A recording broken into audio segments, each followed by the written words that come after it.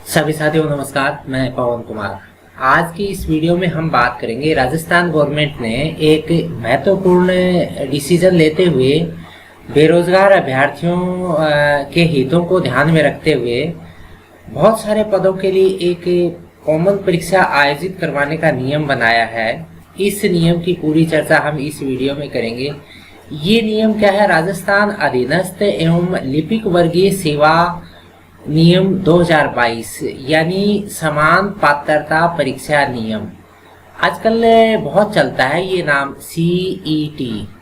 ये नियम बना है सीईटी और ये बहुत सारे पदों के लिए एक कॉमन परीक्षा हो जाएगी। अब आप इस वीडियो के अंदर पूरा समझ पाएंगे कि कौन कौन से पदों के लिए परीक्षा होगी और आप इस सीईटी के बाद में क्या आश्वस्त हो जाएंगे कि हमको नौकरी मिल जाएगी। तो ये सारी बातें इस वीडियो के अंदर हम शामिल कर रहे हैं, तो आप पूरा वीडियो देखें। फिर भी आपका डाउट रहता है तो कमेंट बॉक्स में डालिए। ये नियम राजस्थान सरकार ने अभी रिसेंट में तैयार किया है 23 तारीख को, और यानी एक दिन पहले ये नियम तैयार हुआ है। तो काफ़ी अच्छी गवर्नमेंट की सोच रही है इस नियम को तैयार करने के लिए। तो इस नियम की जो बारीकियां हैं वो देख लेते हैं। हम चलते हैं नियम। तो इसके अंदर ये क्लियर करवा दिया है, ये जो समान पात्रता परीक्षा है ये कौन आयोजित करवाएगा। एक्चुअल में ये राजस्थान कर्मचारी चयन बोर्ड आयोजित करवाएगा, इसके द्वारा आयोजित होगी। और इस जो परीक्षा के बाद में एक स्कोर मिलेगा, उस स्कोर को लेके अभ्यर्थी आगे जो परीक्षाएं अलग अलग विभागों की होंगी उसके अंदर उस वैध स्कोर को लेके चले जाएंगे। इसका मतलब क्या हुआ कि पहले आप सीईटी कर लें, सीईटी करने के बाद में आप क्या करें, अन्य जो परीक्षाएं होंगी उसके लिए एलिजिबल हो जाएंगे। इसका मतलब परीक्षाएं तो बाद में भी होंगी, ऐसा नहीं है कि सीईटी ही फाइनल है। क्योंकि आप देख लीजिए, ये है इसके सीईटी की जो खास बातें हैं। और यहाँ पर इन्होंने लिख दिया है कि सीईटी जो है समान पात्रता परीक्षा वर्ष में कम से कम एक बार बोर्ड द्वारा होगी और इसका स्कोर जो है परिणाम की तारीख से 1 साल तक के लिए मान्य होगा। ठीक है, और ये सारा स्कोर जो है बोर्ड जो प्रकाशित कर देगा कि इस स्कोर के इतने हो गए, इस स्कोर के इतने हो गए। अब ये सीईटी आपने कर ली, अब मान लीजिए आपका सीईटी के अंदर 80% स्कोर आ गया है, तो इसका मतलब ये नहीं है कि आप एलिजिबल हो गए, आपको नौकरी 100% सुनिश्चित मिलनी ही है।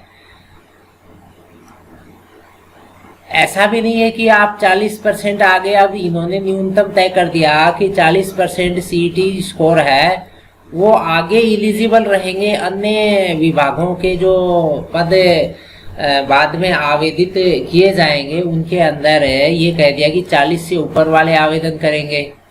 तो इसका मतलब ये नहीं कि 80 वाला तो लगेगा ही लगेगा, क्योंकि बाद में एक परीक्षा और होगी। अब यहाँ पर ये क्लियर नहीं किया गया है कि सीईटी का जो स्कोर है, इस स्कोर का कुछ परसेंटेज आगे वाली भर्ती के अंदर होगा, शामिल किया जाएगा।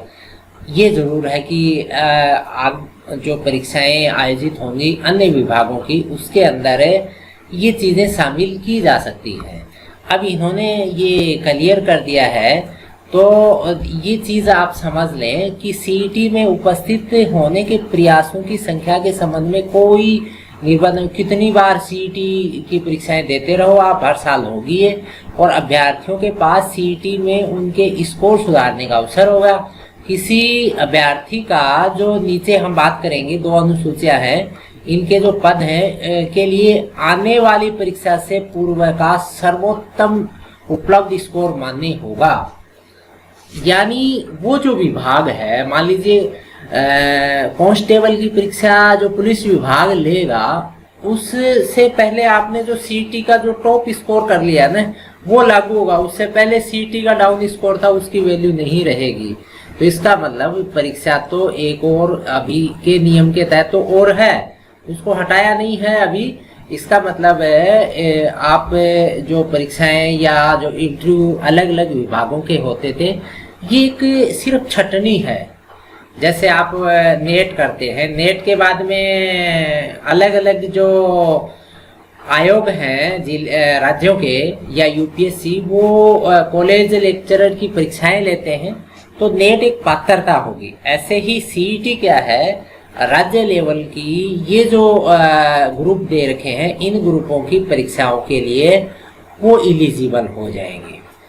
अच्छा, अब इसमें क्या है, इन्होंने ये कर दिया है क्लियर कि सीईटी का स्कोर आपके पास है, विभाग परीक्षा निकालेगा कोई भी, या कोई साक्षात्कार के लिए बुलाता है, तो इसमें यह है कि वो जो 15 गुना संख्या पे विचार करेगा। यानी वो ये कह दे कि 60% से ऊपर सीईटी स्कोर वाले वो आवेदन करें। अब मान लीजिए कोई कैटेगरी तो ऐसी है, मान लीजिए मैं कहूँ कि एसटी कैटेगरी के अंदर विडो है। अब विडो 60% वाली इतनी नहीं है कि 15 गुना हो जाए, तो इसके लिए इन्होंने ये क्लियर किया है कि कुछ इनको क्या किया जा सकता है, रियायत दी जा सकती है।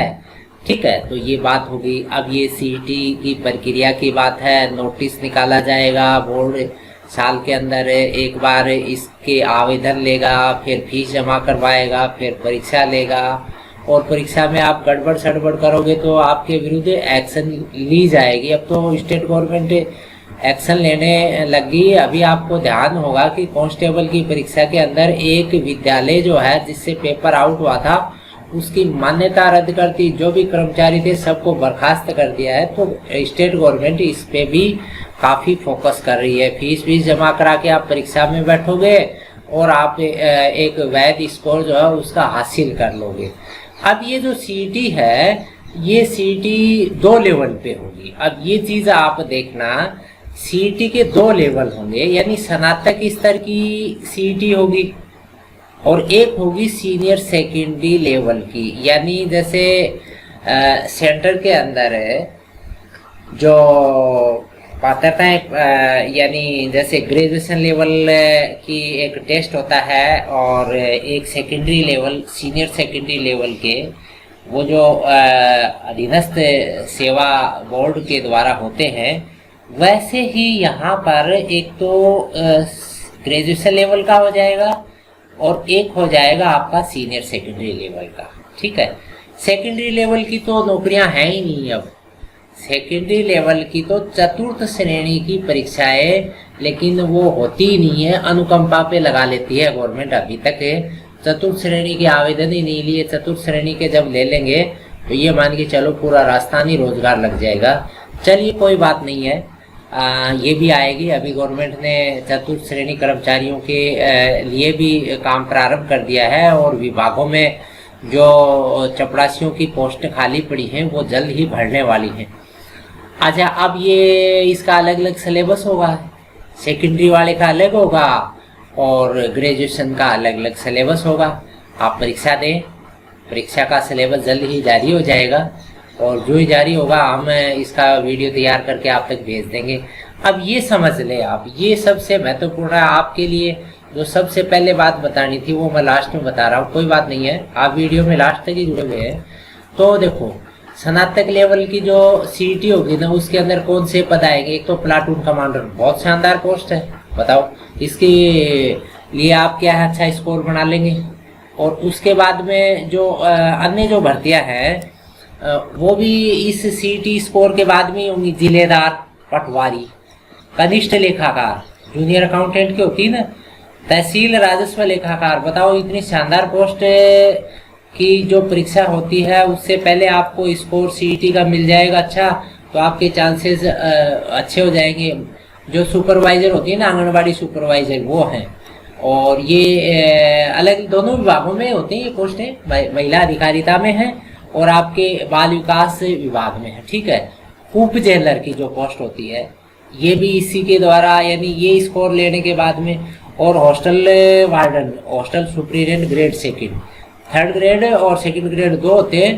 तो ये तो हो गई आपकी ग्रेजुएशन लेवल वाले। ठीक है ना, ये 8 जो डिपार्टमेंट है इनकी ये 9-10 पोस्ट हैं। इनके लिए आपको सीईटी का स्कोर जो है अच्छा बनाए रखना होगा। और उसके बाद में अगर आप बाय द वे सेकेंडरी है, ऐसा भी है आप ग्रेजुएट है तो आप दोनों तैयार रख लें, सीनियर सेकेंडरी वाला स्कोर अलग रखें और ग्रेजुएशन वाला अलग रखें। अगर आप सीनियर सेकेंडरी हैं तो आप ओनली सीनियर सेकेंडरी जो सीईटी है उसी के अंदर ही अपना स्कोर हासिल करेंगे। तो सीनियर सेकेंडरी लेवल के जो पद हैं, देखो जो सीईटी स्कोर के बाद में भरे जाएंगे, एक तो वनपाल हैं, ठीक है, वनपाल की पोस्ट निकलती हैं, और इसके अलावा हॉस्टल वार्डन है। ये ऊपर वाला जो हमने ग्रेजुएशन का लिया था वो है सेकंड ग्रेड हॉस्टल वार्डन, ये थर्ड ग्रेड। इसके बाद में लिपिक ग्रेड सेकंड, कनिष्ठ सहायक और लिपिक ग्रेड सेकंड, ये अलग अलग विभागों के हैं, ठीक है ना।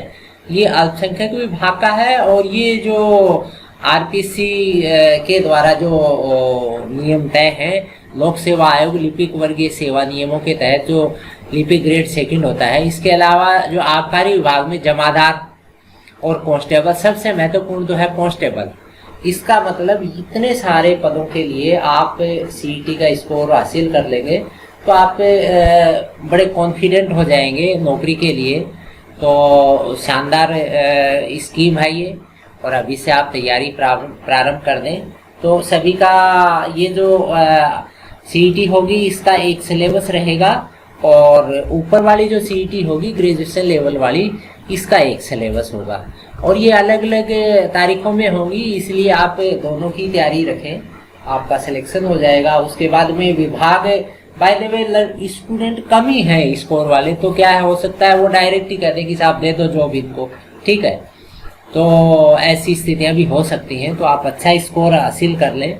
और ये वीडियो आपको मुझे लगता है कि काफ़ी मदद देगा, सभी संबंधित तक इसको शेयर करें। हम ऐसा अन्य वीडियो जल्द ही तैयार करके आपकी नॉलेज के लिए, आपके करियर के लिए भेजने का प्रयास करेंगे। आप वीडियो में जुड़े धन्यवाद। जय हिंद, जय भारत।